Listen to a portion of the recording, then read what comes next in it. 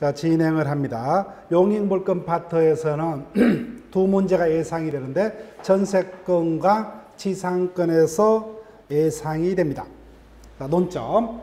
지상권의 경우 치료 직업은 지상권의 요소가 아니다. 그죠? 즉 무상의 원칙이요. 그 다음에 지상권, 이미 우리 시험 출제됐어요. 지상권도 독립한 물건이고 그 토지 위에 존재하고 있는 뭐요? 건물 기타 지상물도 독립한 물건.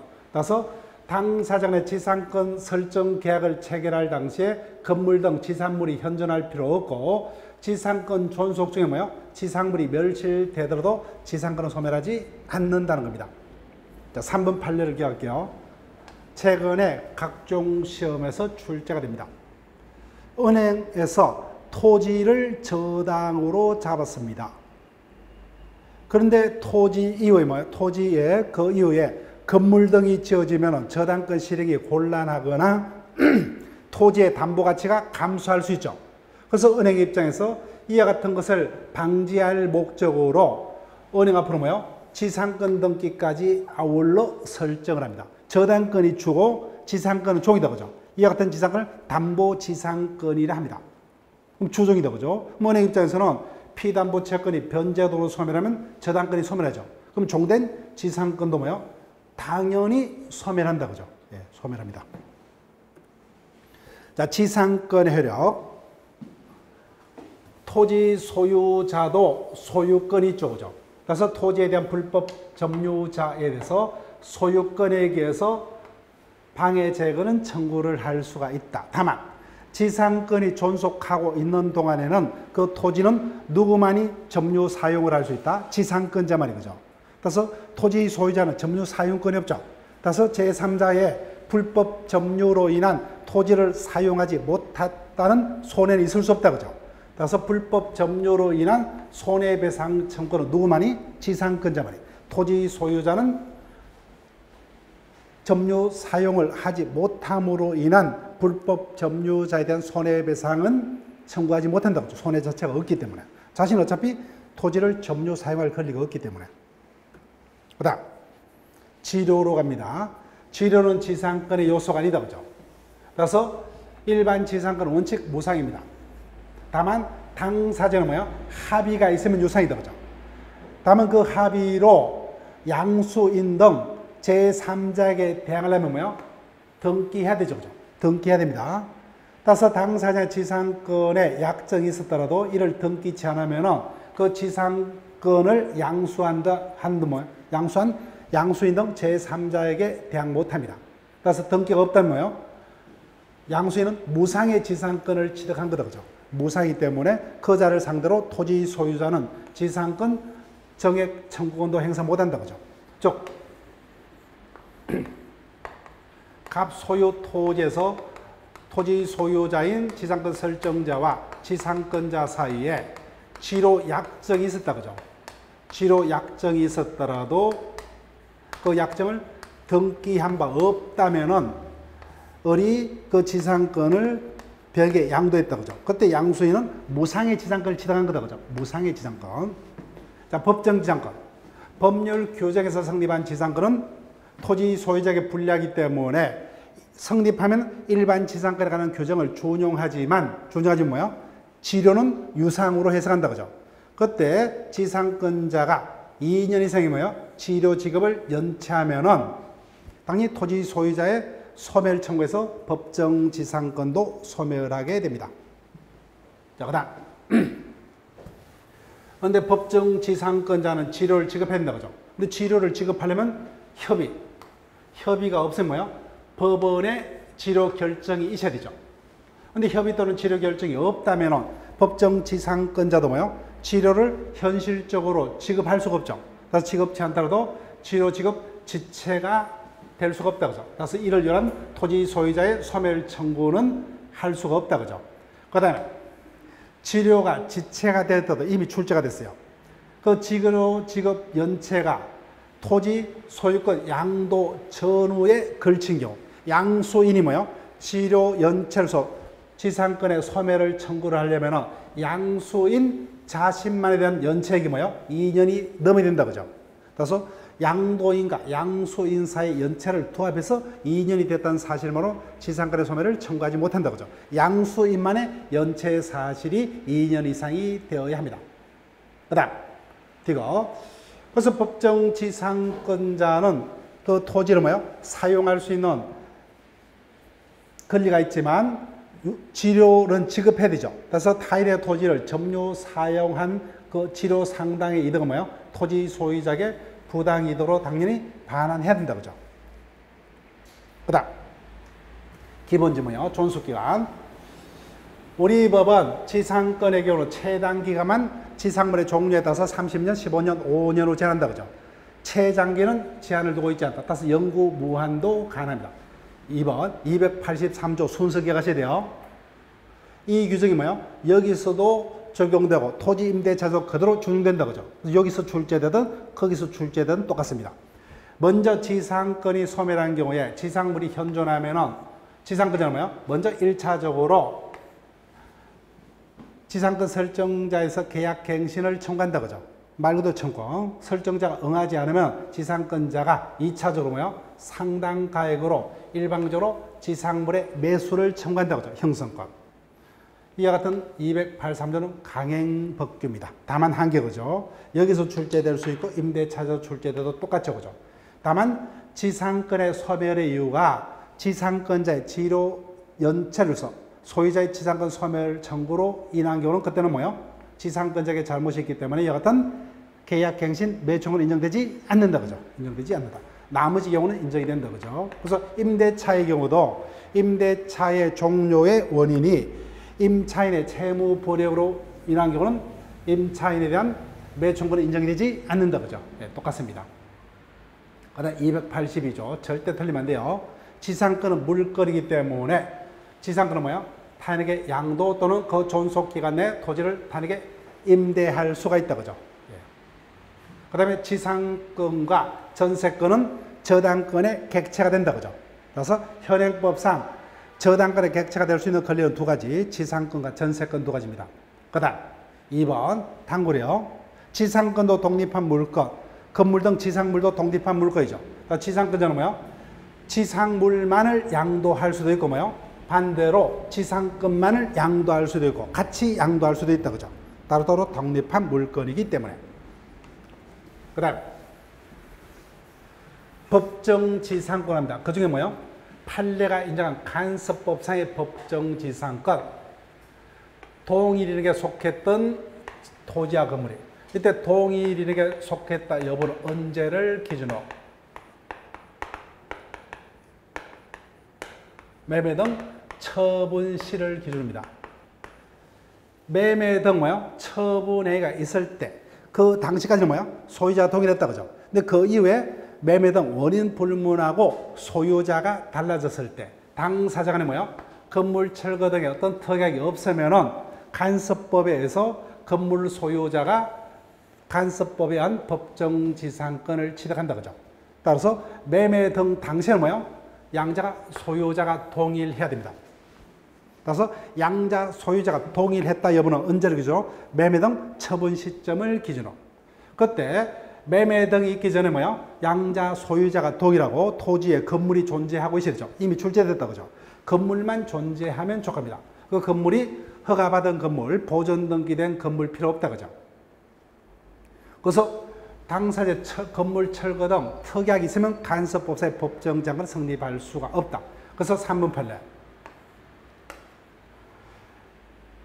대지와 건물이 동일인에게 속했죠. 그죠. 근데 매수인이 건물만 매수했죠. 그럼 당연히 매수인에게 건물 소유를 목적하는 간섭법상의 법정지상권이 성립할 수가 있다. 그죠. 그런데도 당사자 간에 건물 소유를 목적으로 대지간 임대차 계약을 체결했다면 간섭법상의 법정지상권을 포기한 게 된다. 그죠. 그 다음에 법정지상권은 유상입니다. 그래서 협의가 안 되면 당사자 청구해서 법원이 지료를 결정을 합니다. 그래서 기본 지문이죠. 간섭법에 의한 지상권의 취득은 187조 문제다. 그죠? 따라서 등기 없이도 그죠? 거기 체크하시면 되죠. 등기 없이도 누구에게나 그죠? 법정자금을 취득할 당시에 토지 소유자나 취득한 이후 뭐예요? 그 토지 소유권을 양수 뭐예요? 전덕자 누구에게도 등기 없이 지상권으로 대항할 수 있다고 하죠. 187조입니다. 자, 그 다음에 전세권으로 갑니다.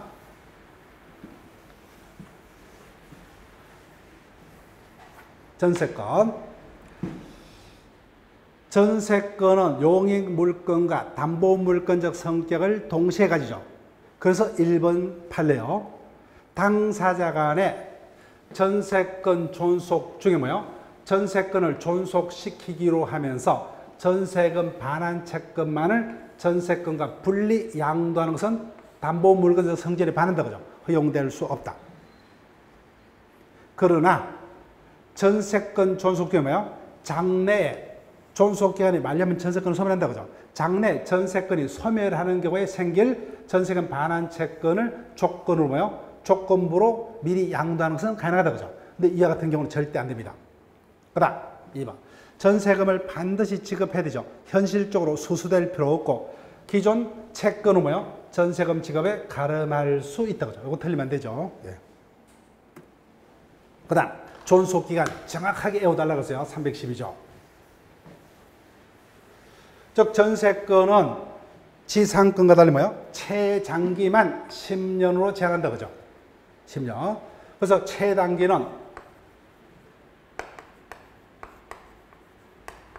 뭐예요? 원칙 제한 없다 그죠? 따라서 토지 전세는 최단기는 자기들끼리 뭐예요? 뭐 3개월로 하든 6개월로 하든 상관이 없죠 그죠? 건물 전세만 예외적으로 1년만 최단기가 보장이 됩니다. 그런데 갱신에는 해소에는 제한 없죠. 다만 갱신하더라도 10년은 넘지 못합니다. 그다음에 사항 법정갱신이라 법률 규정 갱신이기 때문에 자 먼저요 등기 없이도 뭐요? 갱신으로 누구에게나 대항할 수 있다고 하죠. 누구에게나. 당시의 소유자는 물론 그 외에 그 건물 소유권을 취득한 전덕자에게 누구에게도 갱신으로 대항할 수 있다고 하죠. 근데 문제는 이와 같은 갱신은 어디에만요? 건물 전세에만 그죠. 토지 전세에는 이와 같은 갱신 제도가 없어요. 예. 건물 전세에만 인정이 되고. 자, 요건 볼게요. 그 전세권 존속 기간이 만료됐음에도 불구하고 뭐요? 당사자 간에 일정 기간 내에 뭐요? 어떤 별다른 조치가 없으면은 그 존속 기간이 만료한데 뭐요? 전전세권과 동일한 조건으로 다시 당사자는 뭐요? 재차 전세권을 설정한 거로 간주가 되는 제도로 뭐요? 법정갱신 제도를 한다 그죠? 뭐 전세금 등의 조건은 똑같습니다. 다만 이 경우 존속 기간은 뭐요? 정함이 없는 전세가 된다 그죠? 네, 똑같은 경우 임대차의 묵시갱신도 똑같죠. 즉 묵시갱신이 있으면 전 임대차와 동일한 조건으로 당사자 다시 임대차 계약을 체결한 걸로 본다. 다만 존속기간은 정함이 없는 게 된다 그죠? 내용 똑같습니다. 그래서 법정갱신은 건물 전세에만 그 다음 뭐요? 등기 없이도 그죠? 187조 이 지문을 기억하시면 되고 그 다음 그래서 당사자의 존속기간에 관한 정함이 없다 그죠? 그럼 313조에 의해서 언제든지입니다. 언제든지 상대방에 대해서 전세가율 소멸을 통고할 수 있고 상대방이 뭐요? 통고받은 날부터 6개월이 지나면 전세권은 소멸이 되는 거죠. 말소 등기 필요 없어요. 309조 기본입니다. 제목이 전세권자다 그죠? 전세권자의 유지소송 의무. 전세의 경우 전세권자가 그 전세 목적물의 현상을 유지하고 통상에 관리하는 수선을 할 의무가 있다. 그래서 뭐야? 필요비는 누구보다며? 전세권자보다입니다. 그죠? 그래서 전세권자는 필요비 상한 청구는 인정되지 않는다. 그러면 타인의 물건을 빌려서 사용하는 자에게 필요비 상한 청구는 인정되는 자는 누구밖에 없어요? 임차인만 그죠? 임차인만 필요비 상한 청구를 할 수 있고 우리가 금방 봤던 지상권자, 전세권자는 유익비만 상한을 청구할 수 있으면 필요비 상한 청구를 할 수 못하죠. 그죠? 이 부분은 당물입니다. 틀리면 안 돼요. 그 다음 306조로 갑니다. 전세권도 물건이기 때문에 전세권자는 뭐예요? 원칙 전세권을 타인에게 양도 또는 담보 제공할 수 있고 그 존속기간 내 그 목적물을 타인에게 전전세 양도할 수 있다. 그런데 나머지 물건은 절대적 양도성이 있다 그죠. 근데 유일하게 전세건만큼은 설정행위로 이를 금할 수 있다 그죠. 그 특징적인 모습을 기억할게요. 그 다음 2번은 이미 출제가 됐어요. 전세건은 물건이다 그죠. 따라서 누구에게나 전세건으로 대항할 수 있다 그죠. 그때 갑 소유 건물에서 을이 전세를 얻어서 살고 있다. 근데 중간에 그 건물이 벽에 매매가 되었습니다. 그러면 전세건이 소멸한 경우 전세권자 누구에게 전세금을 반환을 청구할 수 있어요? 새로운 소유자 병에게만 그죠. 즉 전세권 성립 후 목적물의 소유권이 변동이 있는 경우 전세권은 뭐예요? 전세권은 전세권자와 새로운 소유자 사이에 기존 내용으로 동일한다 그죠. 즉 기존 설정자의지를 신소유자가 승계합니다. 그럼 반대로 뭐예요? 예전의 소유자는 완전히 탈락한다 그죠. 그래서 전세권이 소멸하면 전세권자는 뭐예요? 신소유자에게만 전세금 반환을 청구할 수 있을 뿐 구소유자에게는 반환 청구 못한다 그죠. 구소유자는 완전히 전세관계로부터 탈락합니다. 그 다음 종된 권리, 주된 권리죠. 타인 토지에 있는 건물의 전세권을 얻었습니다. 그 건물을 사용하려면 뭐예요? 토지 이용권이 확보가 돼야 되죠. 그때 전세권의 효력은 그 건물 소유를 목적한 지상권 임차권에도 미친다 그죠. 자, 전세권의 소멸로 갑니다. 317조 내용을 기억을 하셔야 돼요. 전세권이 소멸하면은 전세권 설정자는 뭐예요? 전세권자로부터 목적물의 인도 및 전세권 설정 등기 말소 필요한 서류를 교부받는 동시에 전세금을 반환해야 되죠. 전세권자의 전세금 반환 의무와 전세권 설정자의 뭐예요? 전세금 반환 의무와 전세권자의 목적물 인도 및 말소 등기에 필요한 서류 교부가 동시에 있는 게. 따라서 전세권자가 목적물을 반환했더라도 뭐예요? 말소 등기에 필요한 서류를 교부하기 전까지는 설정자는 전세금을 반환할 필요가 없다 그죠. 그 관계를 기억하시고 이 부분 남았습니다. 전세권자가 뭐예요? 건물 일부에만 전세를 얻어서 살고 있다 그죠. 그때 전세권자는 뭐예요? 그 건물 전부의 경매의 대가로부터 후순위 권리자보다 자신의 전세금을 우선 변제받을 수는 있다 그죠. 즉 우선 변제권의 범위. 그렇지만 경매 신청권은 뭐예요? 전세의 목적이 된 건물 부분에만 한합니다. 따라서 나머지 부분은 우선 변제권이 있지만 경매 신청권은 없습니다. 그 다음 3, 4번 이미 출제가 됐고 계속 출제가 될 수가 있습니다. 전세권은 용익 물권적 성격과 담보 물권적 성격을 동시에 가지죠. 따라서 전세권의 존속기간이 만료하면 뭐예요? 용익 물권적 성격은 말소 등기 필요 없이 자동 소멸이다 그죠. 그래서 전세권에 저당권이 설정이 되어 있더라도 뭐예요? 이제는 전세권이 소멸했기 때문에 저당권자는 전세권 자체에 대한 저당권 실행은 불가능하죠. 그죠? 그럼 뭐만요? 전세권은 담보 물권이기 때문에 전세권자가 받은 뭐예요? 피담보 채권에서 물상대임을 할 수 있죠. 그죠? 그래서 그 채권은 뭐예요? 설정자로부터 압류 등을 통해서 그죠? 그래서 그 채권을 압류를 하는 방법밖에 없죠. 그죠?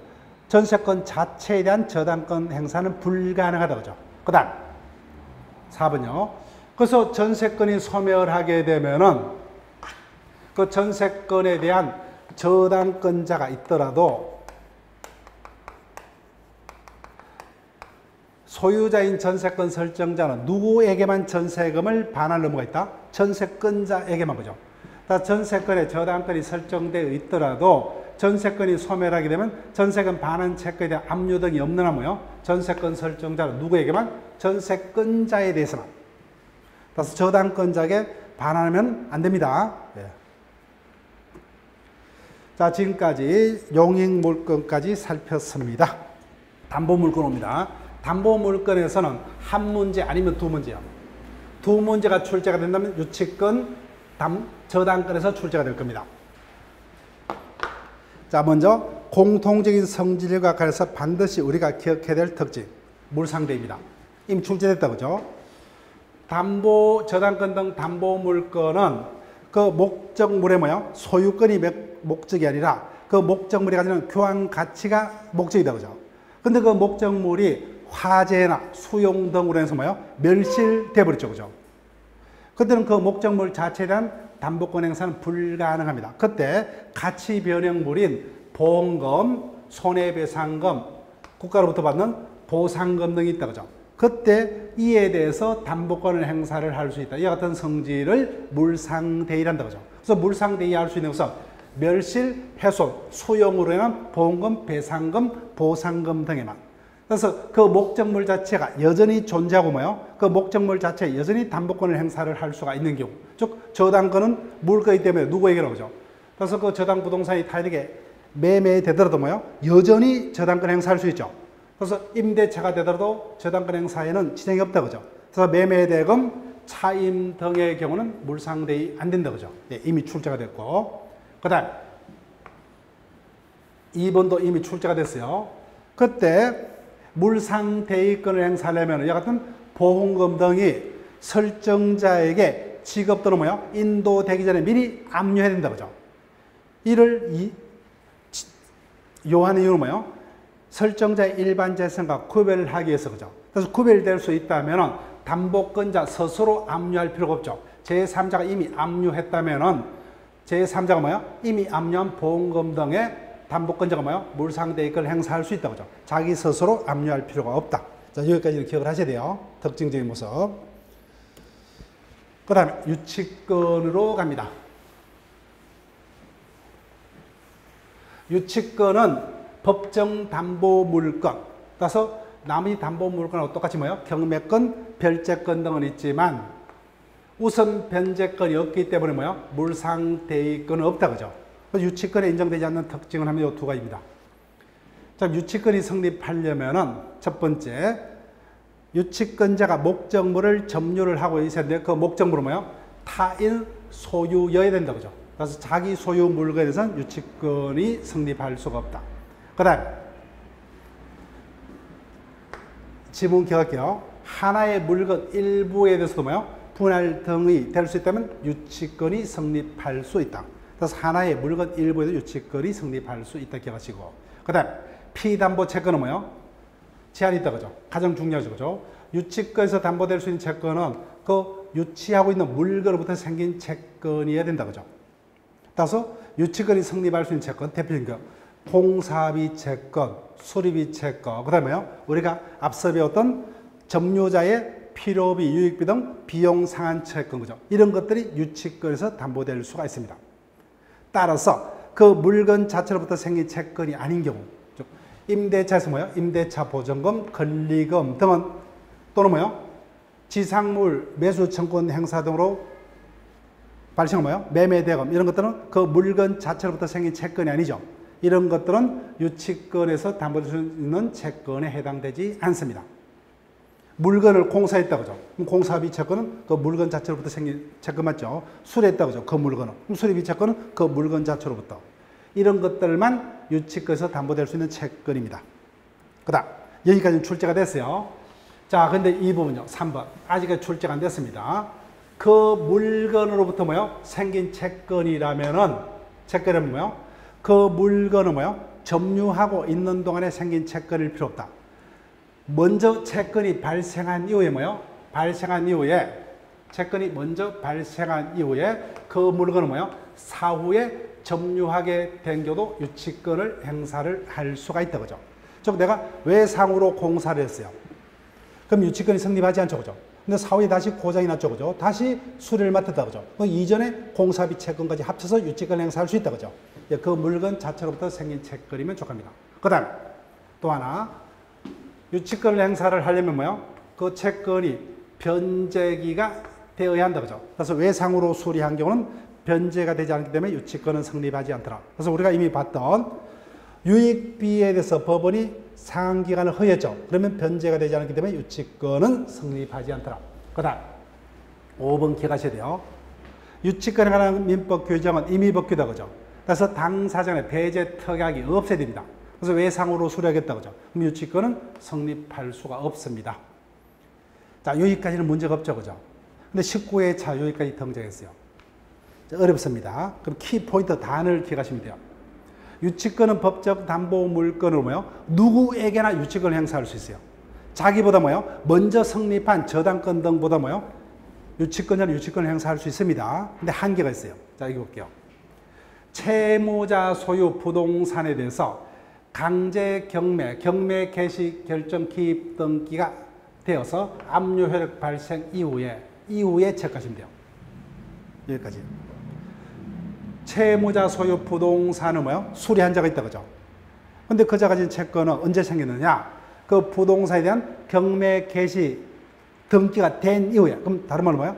그 부동산에 대한 압류의 효력이 발생한 이후에 그 부동산에 대한 뭐요? 채권, 수리비 채권을 취득했다 그죠? 그 채권을 가지고 그 부동산을 경매로 경락받은 경락일에게는 유치권으로 대항할 수 없다는 거예요. 여기까지 인정하는 순간 뭐요? 국가의 어떤 경매 절차의 농락의 결과를 가져오기 때문에. 그래서 이미 뭐요? 경매가 진행되더라도 뭐요? 자기들끼리 짜고 뭐요? 그 물건에 대한 수리비 채권이 있다는 이유로 유치권 행사를 하게 된다면은 경매 절차의 뭐요? 공정성은 담보할 수가 없다 그죠? 그 시간적 한계. 자, 그러면 압류 효력 이후입니다. 근데 반대로 보세요. 이미 그 목적 부동산에 저당권이 설정이 되어 있습니다.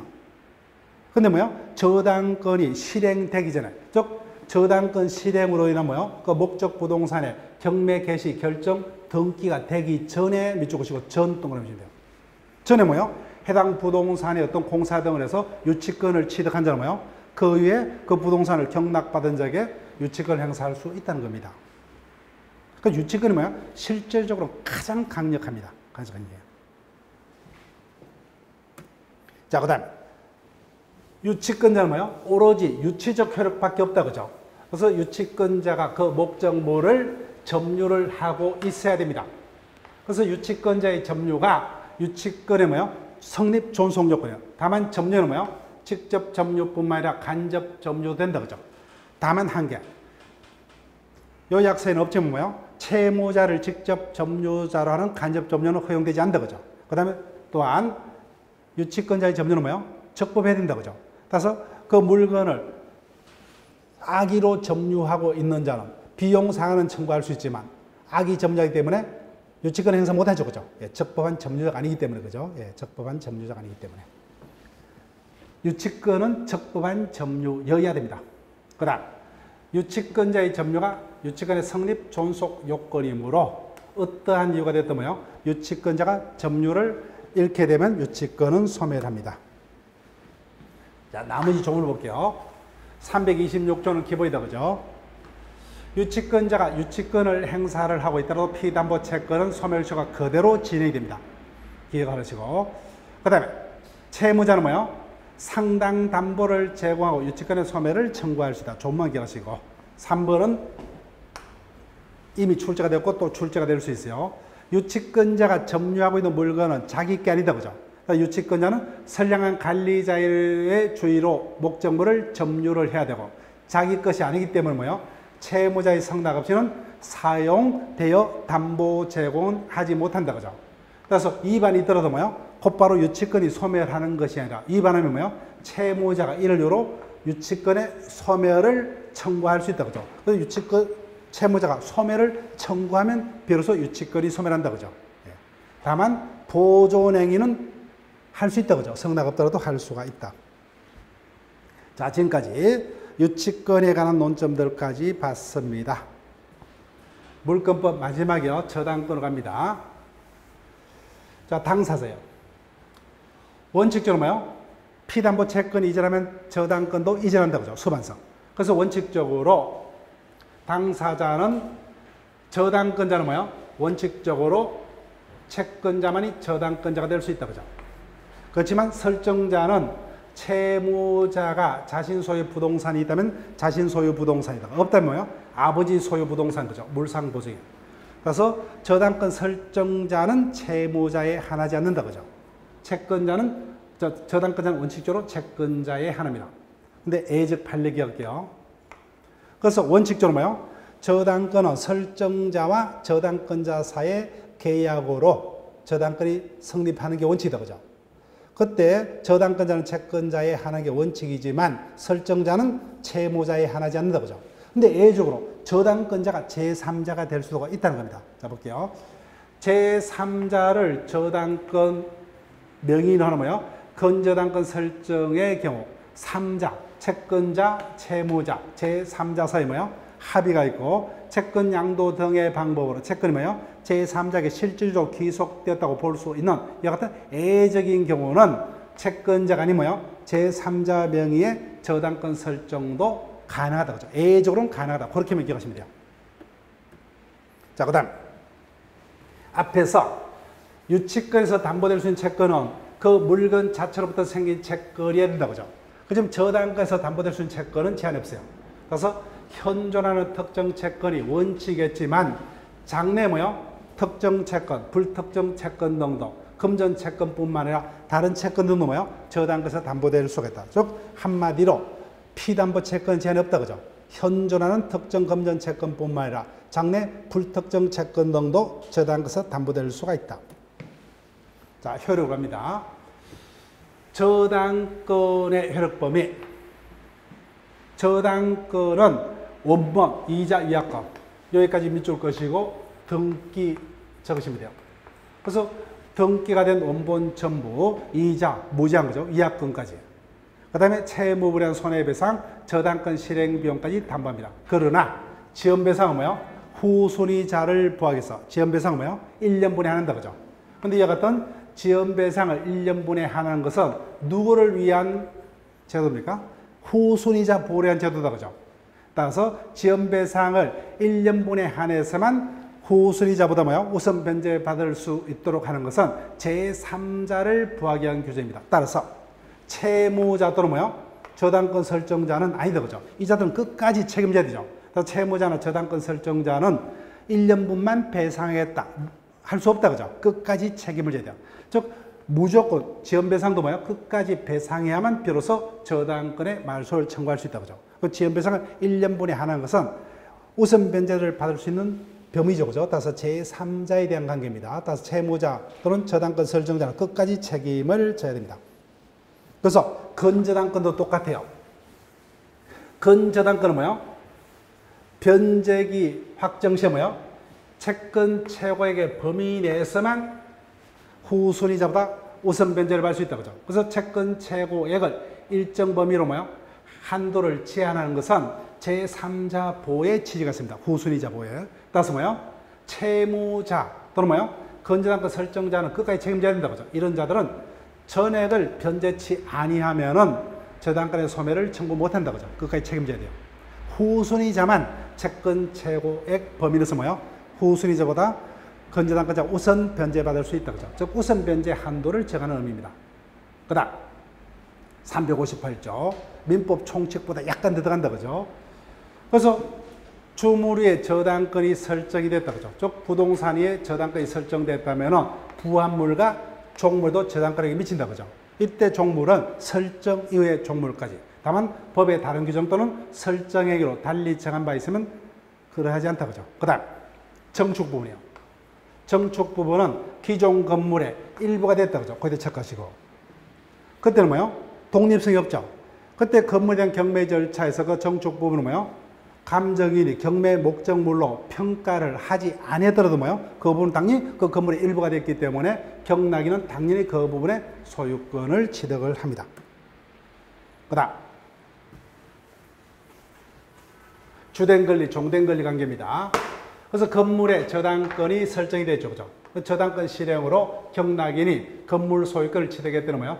원칙적으로 건물 소유를 목적한 토지 임차권, 지상권 등도 취득한 게 된다. 그죠? 경매한 취득이기 때문에 등기 필요 없죠. 그 다음에 전세권 등 용익권의 우열이다. 그죠? 그때는 저당권도 존재하고 전세권, 지상권도 용익권도 있다면 뭐예요? 용익권과 저당권의 운명은 1번 저당권과 용익권의 우열이다. 그죠? 즉 모든 저당권은 경매로 해서 다 소멸하기 때문에 항상 뭐예요? 최고 선의의 저당권과 용익권의 우열을 가지고 판단한다. 그죠? 즉 저당권은 뭐예요? 자기가 경매를 신청하든 다른 자가 경매를 신청하든 뭐예요? 그 목적물의 모든 저당권은 소멸함으로 용익권과의 우열은 1번 저당권과 용익권의 우열을 가지고 판단합니다. 법정 지상권이요. 법률 규정형 지상권이에요. 그죠? 양자 소유자가 동일해지고요. 소유자의 동일의 판단 시점은 그죠? 언제입니까?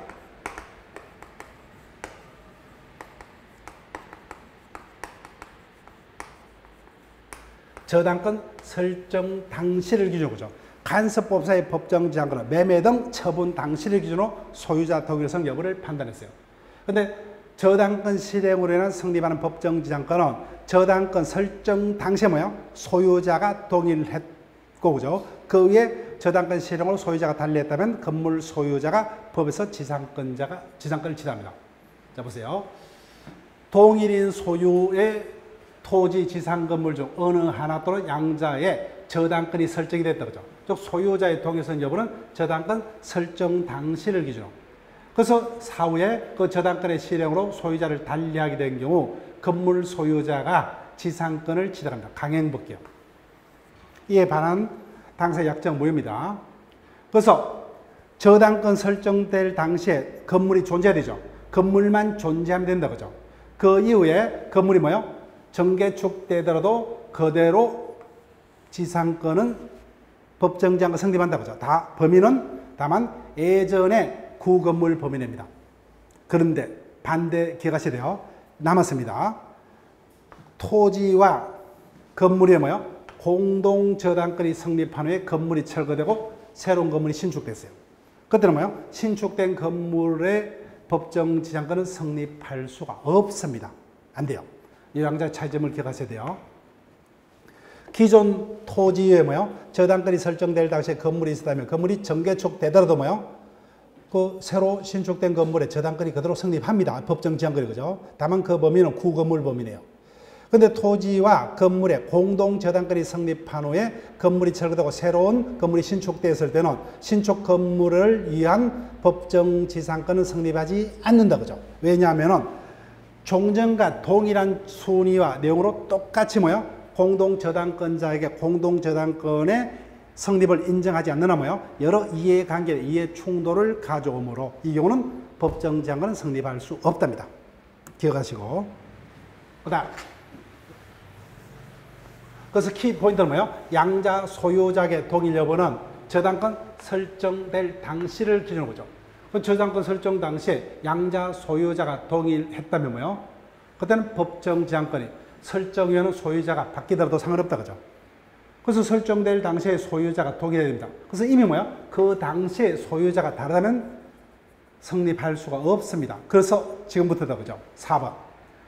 토지의 저당권 설정 당시에 건물이 없었어요. 그때 뭐예요?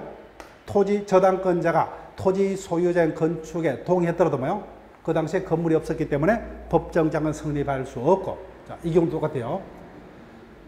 미등기 건물과 뭐예요? 대지를 함께 매수한 사람이 대지에 관해서만 이전 등기를 받고 그죠? 그 대지에서 저당권을 설정했어요. 그 대지에 저당권을 설정할 당시에 매수인은 뭐예요? 대지만 소유권을 취득했을 뿐 건물은 소유권 취득 못했죠. 그 저당권 설정될 당시에 이미 양자 소유자가 다르기 때문에 저당권 실행으로 뭐예요? 소유자가 달라졌더라도 건물 소유란 법정 지상권은 성립을 할 수가 없습니다. 이미 뭐예요? 대지에 저당권을 설정할 당시에 소유자가 달랐기 때문에. 그래서 6번도 똑같아요. 자 보세요. 토지에 저당권이 설정될 당시에 지상이 뭐예요? 건물이 완공된 바는 없지만 이미 뭐예요? 소유자에서 건축이 건축 중이었고 통념상 뭐예요? 독립한 건물에 이르지 않았더라도 뭐예요? 건물의 규모와 종류가 외형상 예상될 수가 있었다 그죠? 이 정도에 이르렀다면 그때는 뭐예요? 건물 철거라는 사회적 불이익을 맡겨서 법정 지상권이 성립할 수 있다 그죠? 할 수 있다. 여하튼 완공될 필요는 없죠 그죠? 이미 토지에 대한 저당권 설정 당시에 이 정도였던 건물이 건축 중이었다면 그때는 충분히 토지에 대한 저당권자는 법정 지상권의 성립을 예상할 수 있었기 때문에 법정 지상권이 성립한답니다. 한다. 자, 그 다음에 일괄경매 제도입니다. 365조요. 그래서 토지의 저당권을 설정할 당시에는 건물이 없었습니다. 그 이유는 뭐예요? 설정자가 토지에 건물을 지어서 소유하고 있는 때 그때는 법정 지향권 성립할 수가 없다. 그죠? 그때 건물 철거를 막기 위해서 저당권자는 토지와 함께 건물도 경매를 청구할 수 있다. 그죠? 하회한다 말이죠. 그러나 기본 지문 토지에 대한 경매 대가로만 우선 변제를 받을 수 있을 뿐 건물에 대한 경매 대가로 우선 변제 받을 수가 없다. 그죠?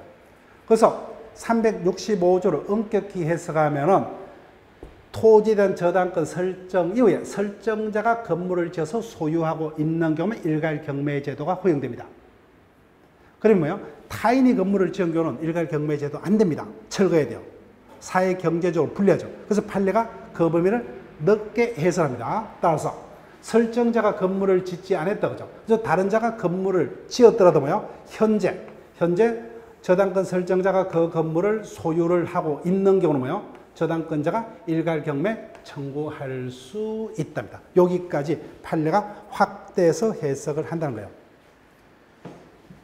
자, 그 다음에 361조가 뭐예요? 우리 시험에서 가장 많이 출제가 됐어요. 저당권 파트에서는. 근데 이 부분 이제는 답은 안 할 거예요. 누구나 알 수 있기 때문에. 저당권은 담보 물권이기 때문에 피담보 채권이 주된 권리다. 그죠? 저당권 종된 권리. 저당권은 피담보 채권과 분리하여 저당권만을 타인에게 양도 다른 채권의 담보로 하지 못한다. 그죠? 그 다음 제3자 보기죠. 저당권이 설정이 되었다도 목적 부동산은 여전히 뭐예요? 설정자 소유죠. 그 제3자가 유약의 소유권을 취득할 수 있다. 그때 제3자를 포함해서 그 목적물이 경매가 되면 뭐예요? 제3자도 경매를 받을 수 있다. 그죠? 그 다음 더 중요한 경우입니다. 즉 저당 부동산에 대해서 소유권, 지상권, 전세권 등을 취득한 제3자는 자신이 뭐예요? 대신 그 부동산으로 담보된 채권을 대신 변제하고 뭐예요? 저당권의 소멸을 청구를 할 수가 있다. 그죠? 그 다음 제3취득자가 그 목적 부동산에다가 필요비, 유익비 등을 지출했다. 그죠? 그럼 그 저당권의 경매 대가로부터 자신이 지출한 비용을 우선 상환받을 수 있는 이와 같은 권리를 인정을 합니다. 자, 여기까지가 물권법의 내용입니다. 그래서 여기까지는 뭐예요? 답이 될 수 있는 논점이기 때문에 특히 음형으로 뭐예요? 철회 부분을 위주로 여러분들이 기억을 하시도록. 자, 근데 건저당권 남았네요. 그죠? 자, 건저당권. 자, 지금까지 봤던 보통 저당권과 달리 건저당권은 변제기에 있어서 뭐예요? 후순위자보다 그 목적물로부터 우선 변제받을 수 있는 채권 최고액을 뭐예요? 정해서 피담보 채권의 확정을 뭐예요? 장래 보류해서 미리 설정하는 이와 같은 저당권을 건저당권 그죠? 따라서 특징이 뭐예요? 이와 같은 피담보 채권이 확정될 때까지 일시적으로 채무의 소멸, 이전은 뭐예요? 건저당권에 영향을 미치지 않는다 그죠? 부종성이 완화가 되어 있다는 거예요. 그 다음 특징, 이자는 모두 뭐예요? 채권 최고액에 포함됩니다. 그 다음 이때 채권 최고액은 뭐예요? 후순위자보다 그 목적물의 경매 대가로부터 뭐예요? 건저당권자가 우선 변제받을 수 있는 한도액을 말한다. 그죠?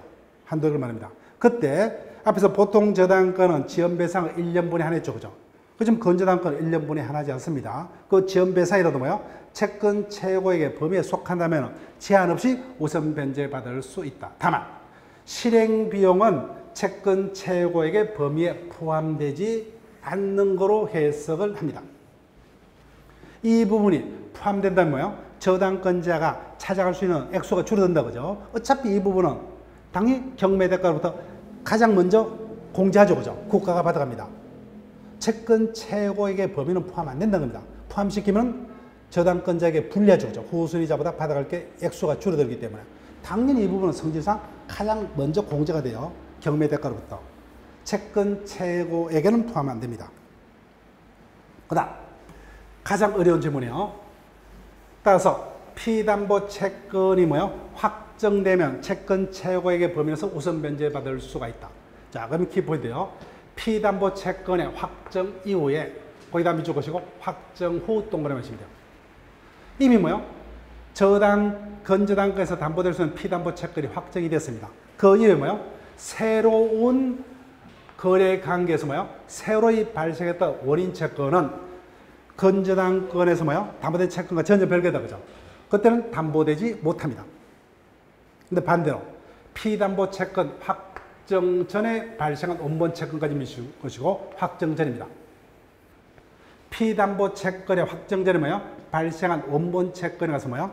그 원본 채권이 확정 이후에 그 원본 채권으로부터 생긴 이자나 지연 손해금은 당연히 뭐예요? 원본 채권의 최고액에 포함된다 그죠? 그래서 채권 최고액의 범위에 속한다면 우선 변제받을 수 있다. 키포인트 그죠?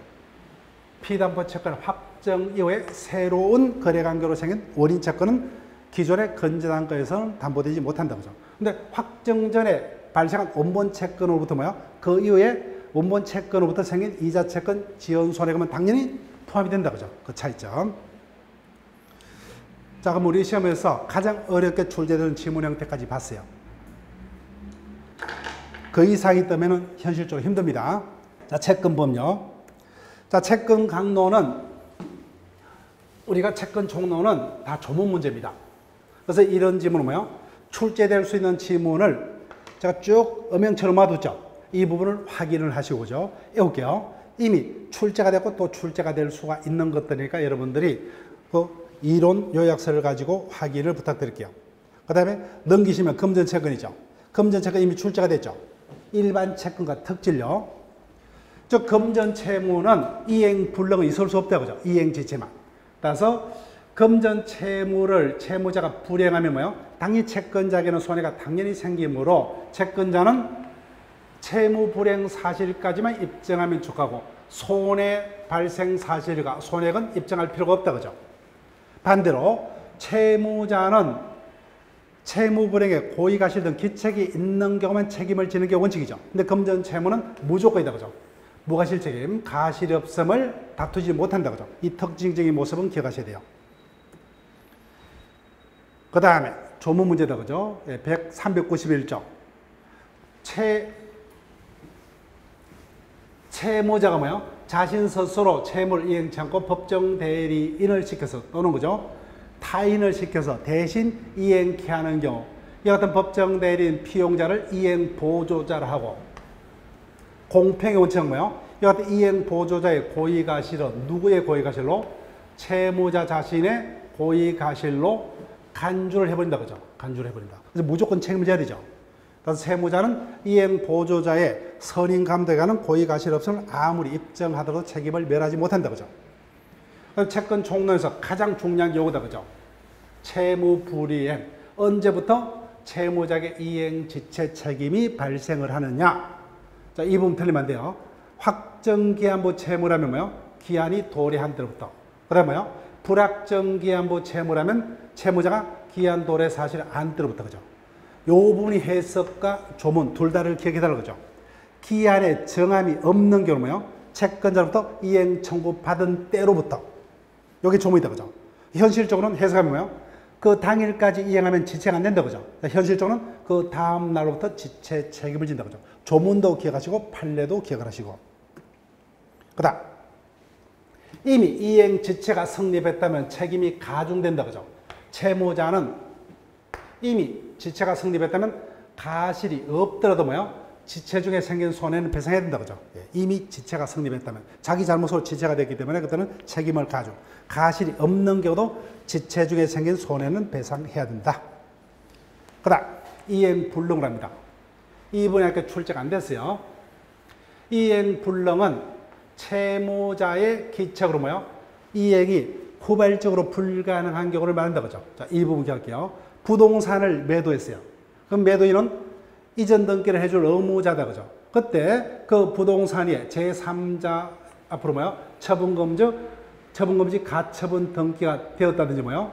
또는 제3자가 뭐요? 그 부동산에 가등기를 했다든지 가압류가 되었더라도 뭐요? 매수인의 이전 등기 의무가 뭐요? 불가능한 것은 아니다 그죠? 그래서 그로 인해서 매도인의 이전 등기 의무가 이행불능이라고 볼 수 없어요. 그래서 이행불능이 아니기 때문에 이를 이유로 뭐요? 매수인은 매매계약을 해지 못합니다. 소유권 이전은 가능하다 그죠? 그렇지만 내가 매수인이라면 불안하겠죠 그죠? 대금을 못 지급하겠죠. 그래서 이와 같은 등기가 뭐야? 말소될 때까지는 나는 대금을 지급하지 못하겠다. 동시이행의 항변의 문제지 이 자체만으로는 이전 등기가 가능하기 때문에 이행불능은 아니라는 겁니다. 동시이행 항변권 행사의 문제지. 이분도 똑같다 그죠? 임대차의 경우 임대 목적물의 소유권이 반드시 임대인 소유일 필요 없죠. 그죠? 따라서 임대인은 뭐요? 사후에 소유권을 상실했더라도 뭐요? 임차 인허가금 계수해서 목적물을 사용 수익해 할 수 있다면 문제가 없죠. 그죠? 따라서 그 이유만으로는 임대인의 의무가 이행 불능이 되었다 할 수 없다. 따라서 이 부분은 아직까지 출제가 안 됐어요. 혹시 출제가 될 수 있는 예상 지문이기 때문에 넣어뒀습니다. 그 다음 채권자 지체는 뭐야? 아직까지 출제가 안 됐어요. 이 부분은 조문 문제입니다. 400조부터 403조까지 기억하시면 돼요. 채무자가 이행을 제공했음에도 불구하고 뭐요? 채권자가 이행을 받을 수 없거나 받지 않아서 채무이행에 성공 못했죠. 그때는 언제부터요? 이행의 제공이 있는 때로부터 뭐요? 채권자가 책임을 진다고 하죠. 이를 채권자 지체 또는 수령 지체란다 그죠. 그때는 채무자의 책임이 경감됩니다. 그래서 채권자 지체가 성립했다면 뭐요? 채무자는 고의 또는 중대한 가실 체크하면 된다고 하죠. 채무자는 고의 또는 중대한 가실이 없으면 채무불이행 책임은 면합니다. 따라서 뭐요? 경가실은 있더라도 뭐요? 책임을 지지 않는다 그죠. 책임지지 않습니다. 고의 또는 중가실의 경우만 책임을 집니다. 그 다음 이자 있는 채권이라도 뭐요? 채권자 지중에는 이자 지급할 필요 없고 지체 중에는 뭐요? 목적물의 보관 비용이 첨가했다 그죠. 당연히 공평영장 그 부분은 채권자의 부담이 됩니다. 자, 그 다음에 채권 양도로 갑니다. 채권은 당이 재산권이기 때문에 양도할 수 있다 그죠. 그러나 성질 또는 당사자의 반대 특약이 있으면 양도 못하죠. 다만 그 반대 특약으로서 선의의 제3자에게 당하지 못한다. 그래서 3번 기억하셔야 돼요. 당사자의 반대 특약으로 재판으로 한 압류의 효과를 부정하지는 못한다 그죠. 그래서 압류 특약이 있더라도 뭐요? 당의 재판을 통해서 채권자의 선악 불문하고 뭐요? 압류할 수 있다 그죠. 예. 즉 당사자의 반대 특약이 있더라도 뭐요? 당의 재판으로 압류할 수 있다 그죠. 반대 특약으로 압류 금지 채권을 만들 수는 없습니다. 그 다음 채권 양도에서는 지금부터다 그죠. 조문 문제입니다. 채권 양도는 채권자인 양도인과 양수인의 합의만으로 그죠. 근데 채무자에게 대항하려면 그 사실을 채무자에게 통지하거나 뭐요? 채무자가 승낙치 않으면 채무자 기타 제3자에게 채권 양도로 대항하지 못한다. 그때 이중 양수인 간의 우열을 막기 위해서 통지나 승낙은 확정일자 있는 정서에 의하지 않으면 채무자에 의해 제3자에게 대항하지 못한다. 그죠? 그래서 이중 양수인 간의 우열을 정하기 위해서. 자, 조문 문제입니다. 그때 채무자가 뭐요? 채권자의 채권 양도 통지에서 이 보류 없이 승낙을 했다. 그죠? 그때는 양수인은 아무런 하자 없는 채권을 양수받는다고 믿을 수밖에 없죠. 그때 양도인에게 뭐요? 대항할 수 있는 사유가 있더라도 양수인에게는 대항하지 못한다. 그죠? 예, 이를 보주지 않고 승낙한 경우. 그런데 양도인인 채권자가 뭐요? 채무자에게 양도 사실 통지까지만 했죠. 그때 채무자는 뭐요? 당연히 그 통지를 받은 때까지 양도인에 대항할 수 있는 사유로서 뭐요? 양수에게 대항할 수 있다. 그 차이점만 기억하시면 돼요. 자, 그 다음 선의의 양수인을 보호하기 위한 조문. 양도인이 채무자에게 채권 양도 사실을 통지했다 그죠. 그렇지만 내부적으로 아직까지 통지가 없었거나 뭐요. 그 통지가 무효인 경우라도 뭐요. 선의의 채무자를 보호를 하기 위해서 선의의 채무자는 양수인에게 대항할 수 있는 사유로 양도인에게 대항할 수 있다. 여하튼 채권 양도가 지문이 있다 그죠. 근데 마지막 지문이 있다면 뭐요. 마지막 이 지문을 먼저 보세요. 웬만하면 이 답입니다. 이중 양도가 있었을 때 이중 양수인 간의 우열을 어떻게 정할 것이냐. 이중 양수인 간의 우열은 뭐요? 양도 통지서에 기재가 되어 있는 뭐요? 확정일자 선우가 아니라 확정일자 있는 뭐요? 통지의 선우에 의해서 그죠. 확정일자 있는 통지 또는 승낙의 선우입니다. 통지서에 기재된 뭐요? 확정일자 선우가 아니다 그죠. 확정일자가 붙은 통지가 어느 것이 채무자에게 먼저 도달했느냐 그죠. 예, 선우에 따라서. 자, 그 다음에 채권 총론의 마지막 논점요. 변제입니다. 변제는 성질상 뭐요? 제3자도 대신 변제할 수 있다 그죠. 다만 이해관계가 없는 제3자는 채무자의 의사에 반해서는 변제하지 못한다. 이미 출제가 됐죠. 반대로 해석하면 이해관계가 있는 제3자는 채무자의 의사에 반해서도 변제할 수 있다. 3번 또 뜰 수 있어요. 여기까지 기억을 할게요. 채무자가 뭐요? 타인 소유 물건을 변제로 제공했다. 그죠? 그때는 변제가 무효죠. 그죠? 그렇지만 공평의 원칙상 다시 유효한 변제를 해야만 그 물건의 반환을 청구할 수 있다. 그죠? 유효한 변제를 하지 않으면 반환 청구 못합니다. 다만 물건의 소유자는 당연히 반환을 청구할 수 있다. 4번은 아직까지 질문화된 적이 없어요. 제한 능력자다. 그죠? 양도할 능력이 없는 소유자가 채무 변제로 물건을 인도를 한 경우 그 변제가 뭐예요? 제한 능력을 이유로 취소가 되었더라도 뭐예요? 다시 유효한 변제를 해야만 그 물건의 반환을 청구할 수 있다. 그 다음 표현 수령권자 470조 이미 출제가 됐습니다. 채권의 준점유자라 하면은 변제받을 권한이 없음에도 불구하고 뭐예요? 변제를 받을 권한이 있는 자로 보이는 자를 통틀어서 그때 변제자의 변제가 유효하려면 변제자는 잘못이 없어야 된다. 그죠? 즉 변제자가 설이 무과실하면 채권의 준점유자인 변제도 유효입니다. 그 다음 471조도 똑같죠. 영수증을 가지고 있으면 더욱더 믿을 수밖에 없다. 그죠? 그때 변제자가 뭐예요? 선이고 무과실하면 영수증 소지자가 뭐예요? 정당한 변제받을 권한이 없는 자일지라도 뭐예요? 그 변제는 유효하다. 그죠? 자, 그 다음 이 부분이 남았습니다. 여기서 출제될 수 있고 동시이행 항변권에서 출제가 될 수 있다. 내가 변제자라면 뭐예요? 변제를 받는 자에게 영수증을 반드시 받아 챙겨야 되죠. 그래서 변제와 영수증의 교부는 동시행 관계. 그때 변제는 뭐예요? 전부 변제할 필요 없다고 하죠. 일부 변제로 상관없어요. 근데 채권 정서와 변제는 변제자가 뭐예요? 채무 전부를 변제하거나 뭐예요? 기타 원인에서 채무 전부가 소멸했을 때만 채권 정서 반환을 청구할 수 있다고 하죠. 그래서 일부 변제의 경우는 채권 정서 반환은 청구할 수가 없어요. 그 다음에 변제가 뭐예요? 선행이다. 그죠? 그래서 양자는 동시이행 관계가 아니라는 겁니다. 그 양자의 차이점. 그 다음 충당은 합의, 지정, 법정 충당 순서예요. 그때 합의 충당의 경우 순서 제한이 없어요. 그때 비용이자 원본도 순서를 달리할 수가 있지만 지정과 법정은 뭐예요? 이 순서는 반드시 지켜야 된다. 그죠? 채무자 한 개 또는 여러 개의 채무의 비용, 이자를 한꺼번에 만족해 못할 때는 뭐예요? 비용, 이자, 원본 순서는 반드시 지켜야 됩니다. 지정과 법정의 경우, 그죠? 합의는 달리할 수 있다. 근데 법정은 누구의 이익을 기준으로? 채무자의 이익을 기준으로 순서를 정합니다. 자, 그 다음에 조문이요. 변제는 원칙적으로 뭐예요? 현실 제공을 원칙으로 한다. 그죠? 다만 채권자가 미리 변제받기를 거절하거나 이행에 채권자의 행위를 요하는 경우 뭐예요? 그때는 구두 제공 방식으로 할 수 있죠. 그죠?